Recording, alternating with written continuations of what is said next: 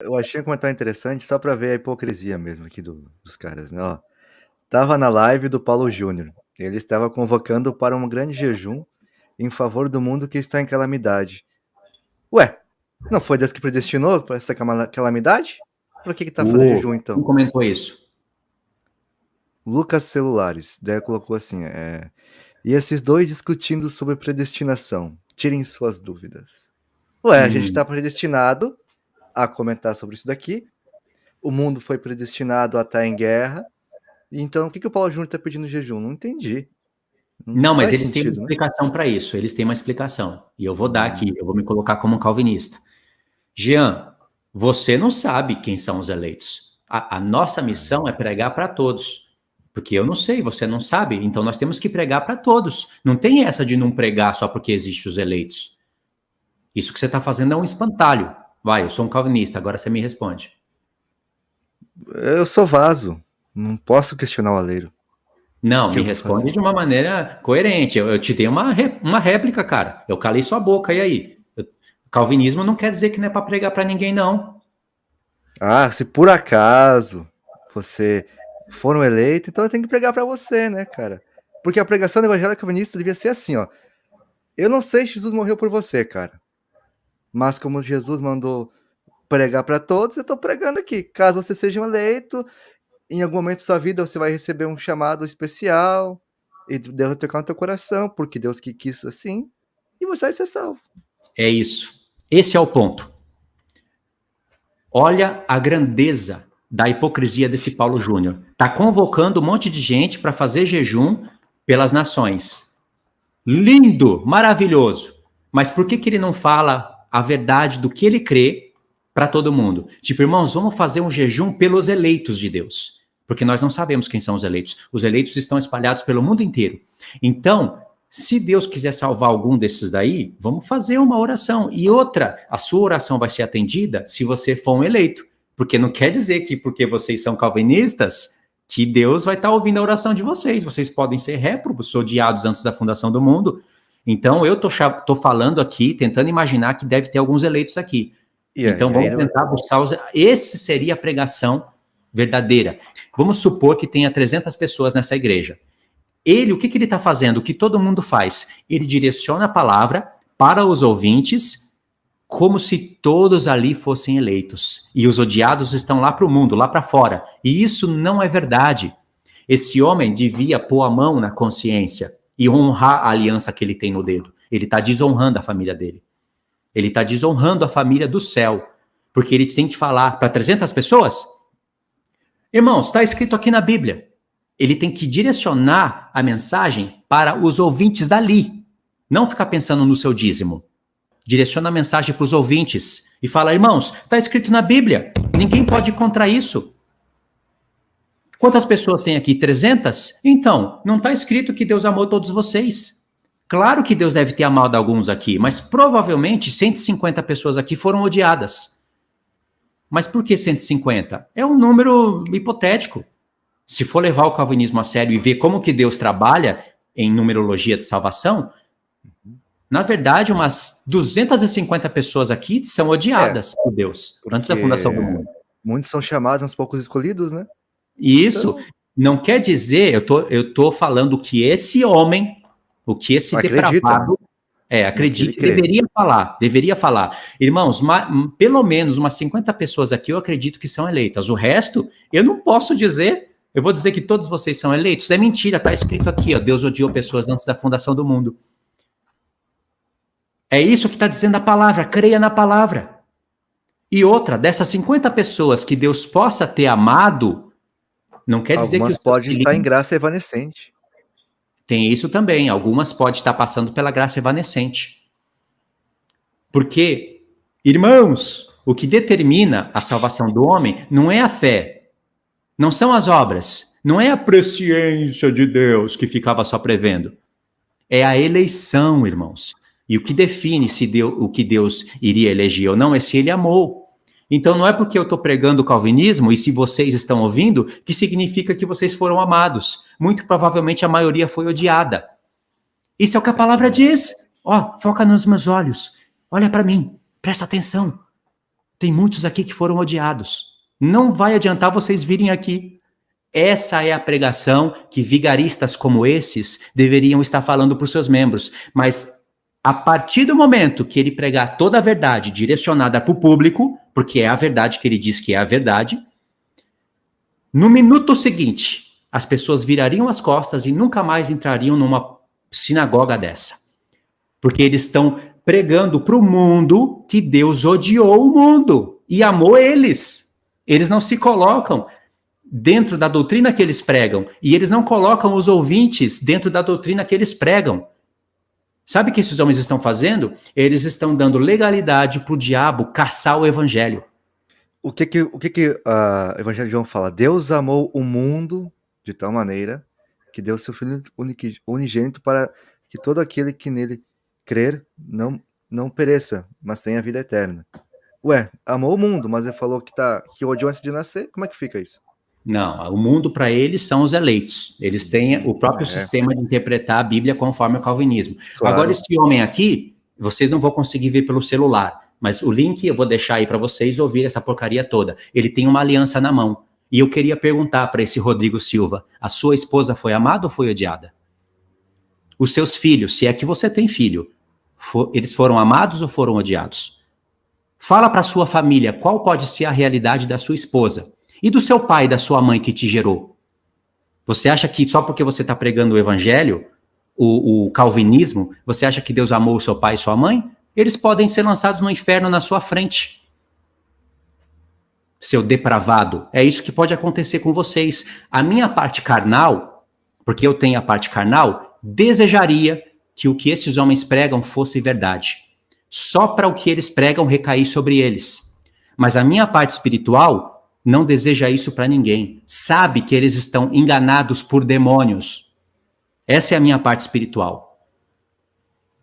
Aí que tá, né? Que a nossa luta não é contra a carne e o sangue, mas sim contra os principais potestades no lugar celestiais. Porque se fosse só contra a carne, com certeza a gente estaria muito bravo com eles e desejaria o pior com as pessoas assim.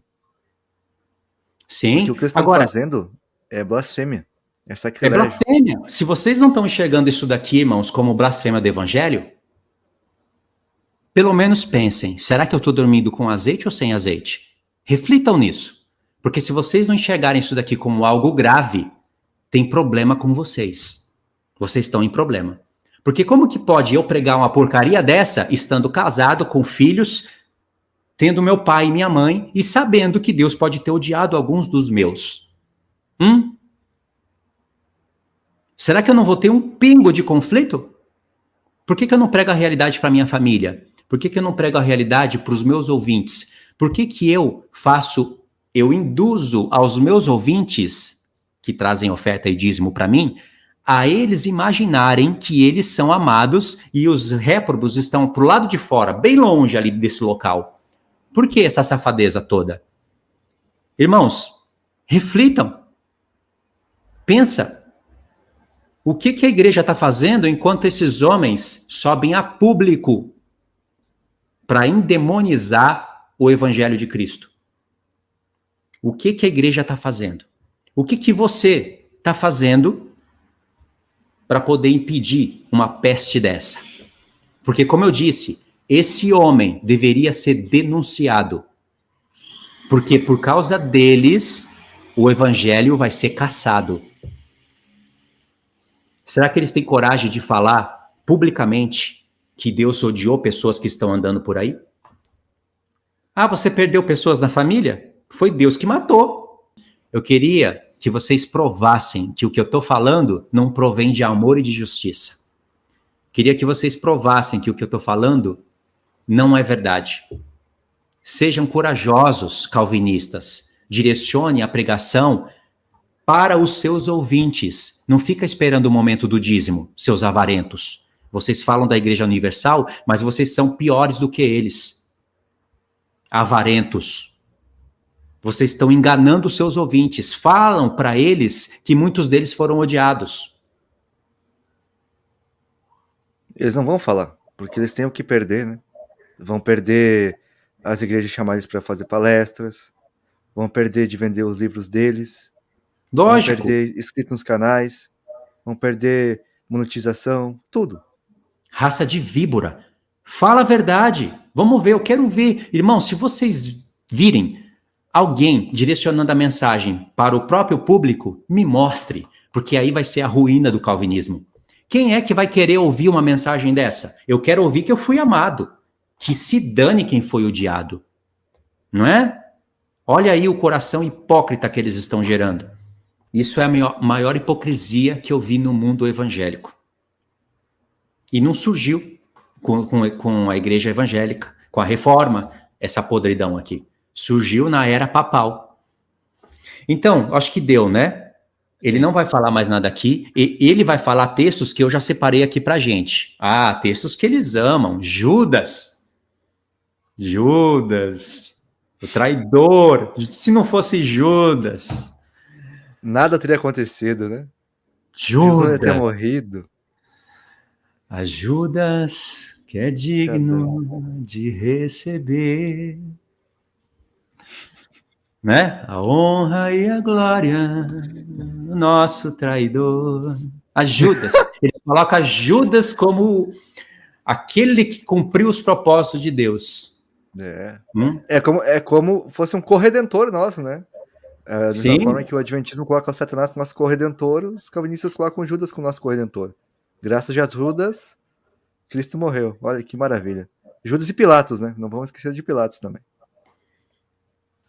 Então tá. Então vamos agora que eu já mostrei essa podridão para vocês, as profundezas de Satanás. Mostrei, não mostrei? Eu vou falar uma coisa que eles mesmos concordam. Vou mostrar para vocês uma coisa que eles mesmos concordam. Eu já falei isso na live passada, mas vou falar aqui de maneira rapidinha. A Igreja Católica Romana, ela foi tipificada na Grande Babilônia. A meretriz. Ela foi tipificada. A Igreja Católica Romana Papal foi tipificada na Grande Babilônia. E ela tem filhos e filhas. E o primogênito dessa prostituta é a Reforma. O filho primogênito é a Reforma.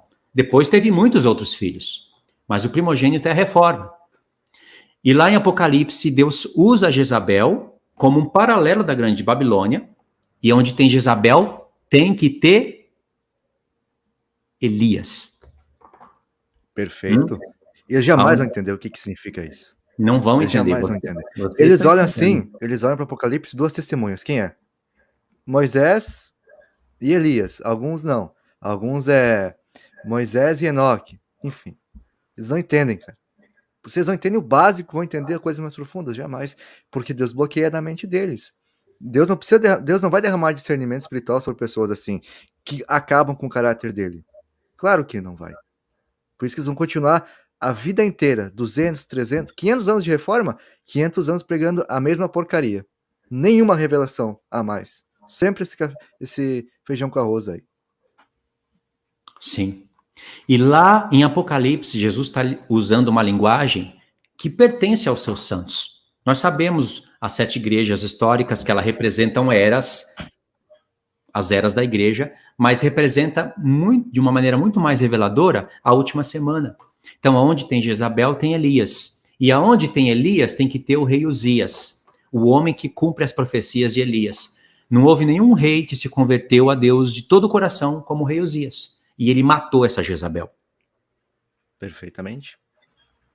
Então, o que eu quero dizer? É que Jesus fala que deu tempo para que ela se arrependesse. Se ele deu tempo é porque ele quer o arrependimento. Até dessa Jezabel. Dessas pessoas que ensinam os servos de Deus a comerem comida sacrificada a ídolos. Daqui se diz profetiza. Deus deu tempo para ela se arrepender. Mas o que Jesus fala? Pela sua presciência, ela, todavia, se recusa a se arrepender. Então, ele vai prostrar os seus filhos, as suas filhas, em grande tribulação. E todas as igrejas conhecerão que Deus sonda mente e coração.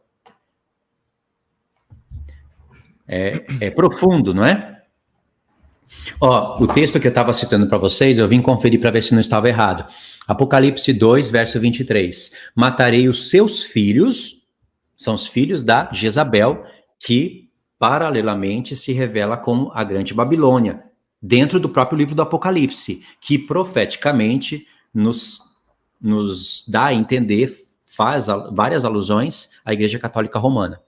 Matarei os seus filhos, e todas as igrejas conhecerão que eu sou aquele que sonda mentes e corações, e vos darei a cada um segundo as vossas obras. Digo, todavia, a vós outros, os demais de Tiatira, a tantos quantos não têm essa doutrina e que não conheceram, como eles dizem, as coisas profundas de Satanás. Essas coisas profundas de Satanás, que estava misturado com o cristianismo, porque é uma mulher que se diz profetiza e que, na verdade, dá comida contaminada para os servos de Jesus, eles falam coisas profundas de Satanás. Tá vendo? Você acha que o calvinismo é o quê? É as profundezas do diabo, irmãos. Quem é que quer lotar o inferno de pessoas que Deus poderia salvar e não vai? Quem é que quer distorcer o caráter de Deus? Quem é que aplica uma doutrina ao restante do mundo, mas não aplica a si mesmo? Quem é que quer gerar mentes e corações hipócritas? Quem é que quer descontextualizar os propósitos dos escritos de Paulo? Quem é que quer torcer a palavra? Quem é que quer dividir? O diabo. Quem é que está por detrás da doutrina calvinista? O diabo desenhou a dedo essa doutrina. Verso 25, olha como ele está falando realmente do calvinismo. E não somente do calvinismo. Ele não está falando só dos filhos. Porque Deus falou que aqueles que adulteram com ela, ele vai matar. Então somente conservai o que tendes até que eu venha. Ao vencedor, que guardar até o fim as minhas obras, ou não falou a minha eleição, falou as minhas obras. Obras. Eu lhe darei autoridade sobre as nações. É isso daí, é a promessa, né? Ou seja, para reinar com Cristo tem que ressuscitar, né? E tem que guardar as obras de Cristo. Não está falando nada de eleição aqui, embora a gente saiba que os eleitos fazem essas coisas. Fazem essas coisas, com certeza.